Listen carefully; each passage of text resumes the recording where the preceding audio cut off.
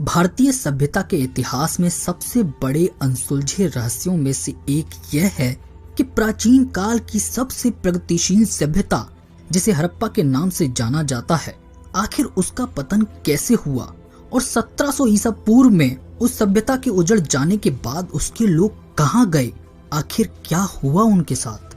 हड़प्पा या सिंधु घाटी सभ्यता लगभग 3300 से 1300 ईसा पूर्व तक सिंधु नदी के किनारे हुआ करती थी।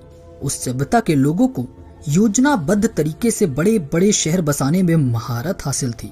जब बाकी दुनिया खाना इकट्ठा करना सीख रही थी, तब यहाँ के लोग अद्भुत से अद्भुत घर, सड़कें और विशाल हॉल जैसे कक्ष बना रहे थे। निर्माण सामग्री में वे पत्थर के बजाय ईंटों का उपयोग करते थे, जिससे वे एक समान इमारतों का निर्माण कर पाते थे। परंतु ईंटें पत्थरों की तरह समय की मार को नहीं झेल सकती और इसलिए यह सभ्यता कहीं खो गई। मगर रहस्य यह है कि यह हुआ कैसे। कुछ लोगों का मानना है कि सिंधु नदी में बाढ़ आ जाने की वजह से ऐसा हुआ। उनकी लिपि को अभी तक कोई नहीं समझ पाया। विशेषज्ञों का मानना है कि यह लिपि दक्षिण भारत में पाए जाने वाले द्रविड़ लिपि से मेल खाती है। मगर मेरा मानना है कि यहीं से एक सबसे बड़े रहस्य का आरंभ होता है कि उसके बाद क्या हुआ।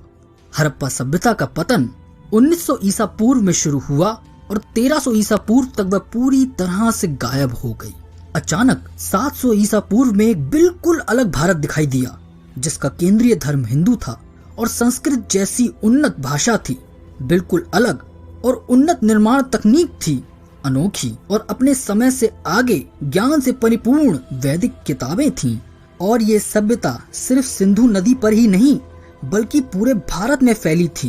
कुछ लोगों का मानना है कि यह आर्यन हमले की वजह से हुआ, मगर गौर करने वाली बात यह भी है कि यह तो बिना आक्रमण के भी हो सकता था। एक मत यह भी है कि आर्यनों ने एक घोर युद्ध के बाद हड़प्पा वासियों को तबाह कर दिया।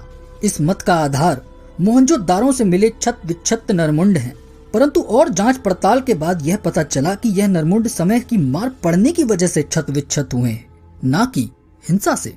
इसी तरह कई और मत भी हैं, मगर ये सब मत किसी न किसी आधार पर गलत साबित होते हैं। मुद्दा यह है कि अगर वहां युद्ध हुआ था तो वहां से हथियार और नरकंकाल मिलने चाहिए। अगर हड़प्पा वालों ने प्रवास किया था तो वो सिंधु घाटी को छोड़कर कहां गए। इतने उन्नत लोग अगर प्रवास करते हैं तो ऐसा कैसे हो सकता है कि वो अपने पीछे कोई निशान ना छोड़ें। और प्राचीन हिंदू किताबें हड़प्पा के बारे में क्यों कुछ नहीं बताती। अपने समय की सबसे प्रगतिशील सभ्यता समय में कहीं खो जाती है। क्यों और कैसे, यह आज भी एक रहस्य है। हजारों साल बाद एक और सभ्यता जो उनसे बिल्कुल अलग थी उन्हें खोज निकालती है। यह नई सभ्यता आपकी और हमारी है, जो उनकी सभ्यता के जाने के बाद पनपना शुरू हुई थी। कैसे, यह किसी को नहीं पता।